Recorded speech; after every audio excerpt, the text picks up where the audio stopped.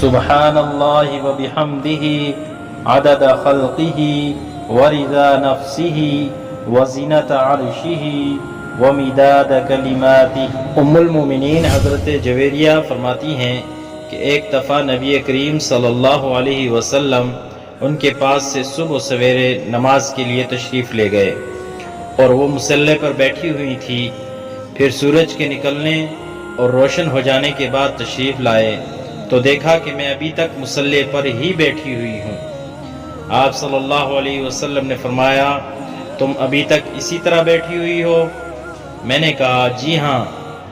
آپ صلی اللہ علیہ وسلم نے ارشاد فرمایا، میں نے تمہارے پاس سے جانے کے بعد مذکورہ بالا 4 کلمات 3 مرتبہ کہے ہیں، اگر ان کو تمہارے آج کے تمام اذکار کے مقابلے میں وزن کیا جائے تو وہ کلمات بھاری ہو جائیں گے۔